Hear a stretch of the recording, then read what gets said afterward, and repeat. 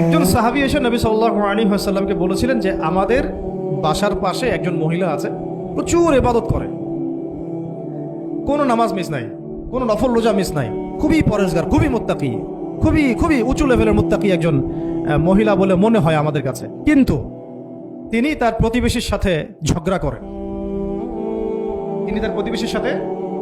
করেন, এবং বাজে ল্যাঙ্গুয়েজ ইউজ করেন। নবী সাল্লাল্লাহু আলাইহি ওয়াসাল্লাম বলেছেন যে তিনি জাহান্নামী। নাউযুবিল্লাহ।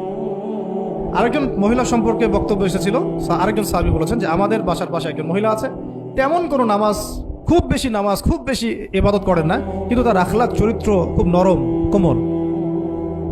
নবী সাল্লাল্লাহু আলাইহি ওয়াসাল্লাম বলেছেন তিনি জান্নাতি।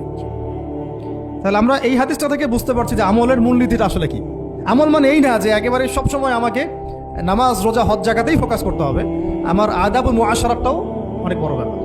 চলাফেরা, ওঠা বসা, আমাদের ডিলিংসগুলো। তো এখানে আমি একটু বলবো আপনাদেরকে, কারণ এই যুগটা তো অনলাইনের যুগ, মিডিয়া দ্বারা প্রভাবিত হওয়ার যুগ। বিভিন্ন সিরিয়ালস আমাদের মাথায় এখনো বসে আছে, দেখেছি জীবনে আমরা অনেক সময় কেউ না কেউ। এইগুলো আমার মাথায় কিন্তু ইম্প্যাক্ট ফেলে, এগুলো আমাদের মাথায় ইম্প্যাক্ট ফেলেছে, সমাজ ব্যবস্থা আমাদের মাথায় ইম্প্যাক্ট ফেলেছে, যে পরিবেশে আমরা পড়াশোনা করেছি ওই পরিবেশটা আমার উপর ইম্প্যাক্ট ফেলেছে। সব মিলে আমাদের মাথাটা এখন পুরো দূষিত, আমাদের মাথাটা কিন্তু পুরাই দূষিত, কলপটা আরও দূষিত। এইখানে যে বিষয়গুলো ফোকাস করা দরকার, যে পিতা মাতার সাথে একদম কোমল হয়ে যান, ছেড়ে দেন, নিজের অধিকারে না আসলেও ছেড়ে দেন, পিতা মাতার সাথে কোমল হয়ে যান। পিতা এবং মাতা আপনার জান্নাত জাহান্নামের মাধ্যম।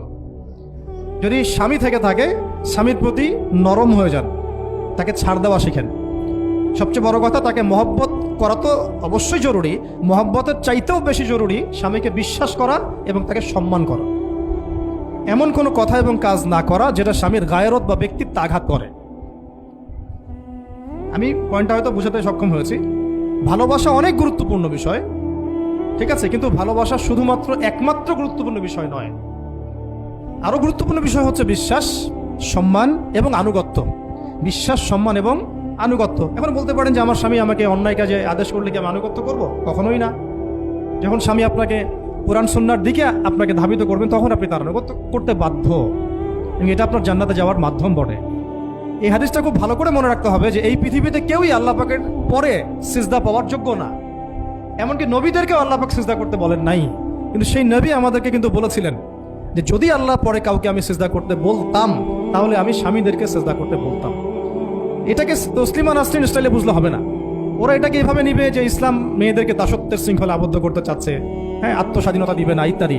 আমরা দেখব পরকালে আমি জান্নাতে যেতে পারছি কিনা। আল্লাহ পাকের হুকুমের চাইতে আমার কাছে কোনো যুক্তি বড় নয়।